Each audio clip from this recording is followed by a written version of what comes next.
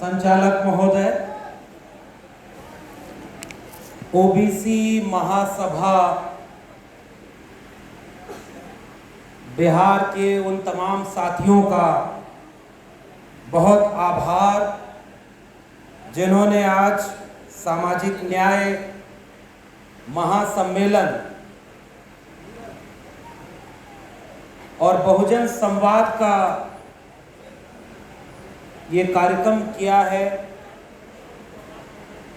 इस कार्यक्रम में मंच पर बैठे हुए सभी सम्मानित अतिथिगण, विशिष्टजन और मंच के सामने बैठे हुए आप सभी अति विशिष्ट जनों को मेरा क्रांतिकारी जय भीम, जय मंडल, जय संविधान है, इंकलाब जिंदाबाद है। बिहार अब मेहमान बन के नहीं बुलाता है। ऐसा लगता है कि बिहार अपने वैचारिक घर की तरह है जो अपने वैचारिक लोगों से मिलकर हिम्मत देने के लिए बुलाता है।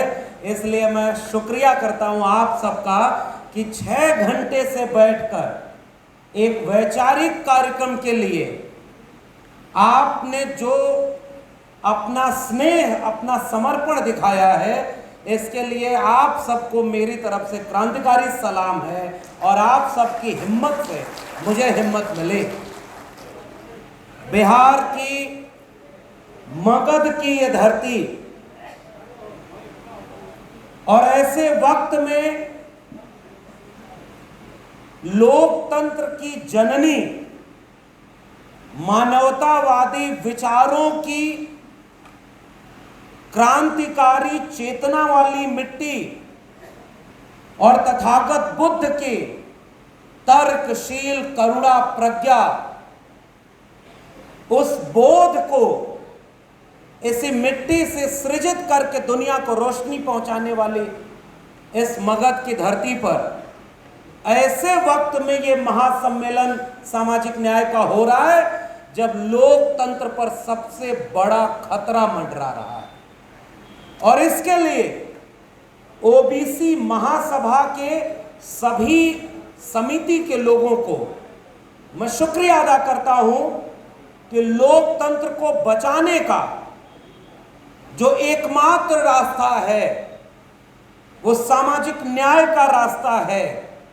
उस रास्ते पर चलने और लोकतंत्र पर आने वाले खतरे से लड़ने के लिए इस वैचारिक कार्यक्रम को आपने आयोजित किया है। इसके लिए पूरी आयोजन समिति को मैं बहुत धन्यवाद देना चाहता हूं और आयोजन समिति को इस बात के लिए भी धन्यवाद कि ओबीसी महासभा का आयोजन है, लेकिन इस आयोजन में मंच पर आपने गुलदस्ता सजाया है थे जिसे वो पसमानदा कहते हैं, जिसे आप बहुजन समझते हैं, जिसे इसी बिहार में बाबू जगदेव प्रसाद ने श्रमजीवी कहा था, 90% कमेरा कहा गया चौधरी छोटू राम और सोनेलाल पटेल के द्वारा।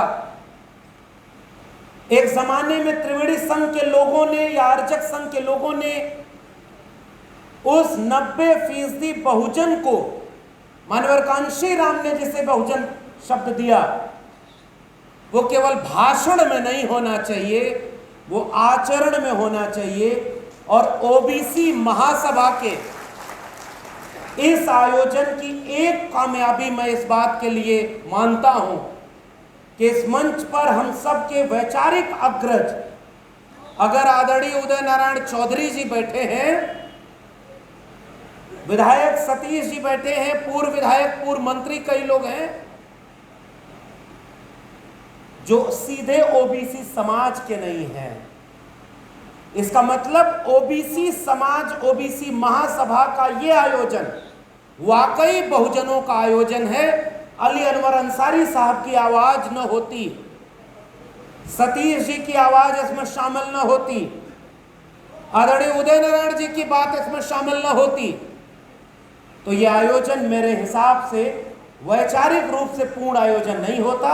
जिस 90% की बात हम करते हैं उस 90% का ये आयोजन है। इसके लिए भी आयोजन समिति को मैं बधाई देना चाहता हूं। बाकी कार्यक्रम इतना बड़ा कर दिया, 6 घंटे का कार्यक्रम, इस हिम्मत की भी दाद देनी चाहिए। वरना हमने वीरेंद्र बाबू से कहा था कि भाई बहुत ज्यादा वक्ता रखने में एक समस्या क्या होती है। देखिए, आप एक व्यक्ति लक्ष्मण यादव को बहुत ज्यादा सम्मान दें, इससे कोई बड़ी लड़ाई, कोई बड़ा आंदोलन शायद नहीं खड़ा हो पाएगा।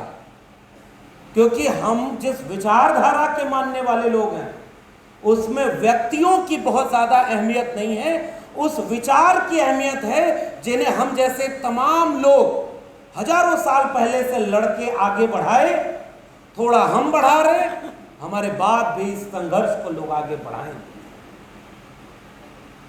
लिखा हमारे एक बहुत शानदार कवि शायर ने कि कल और आएंगे नगमों की खिलती कलियां चुनने वाले, हमसे बेहतर कहने वाले, तुमसे बेहतर सुनने वाले। इसका अर्थ यह है, हमारे पूर्व के जितने वक्ताओं ने जितनी बातें कही वो वही बातें हैं जो हम कहना चाहते हैं।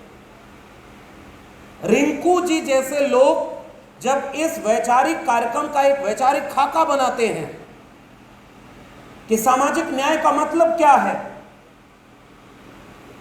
फूले अंबेडकर पेरियार की विचारधारा कौन से देश को बनाना चाहती थी,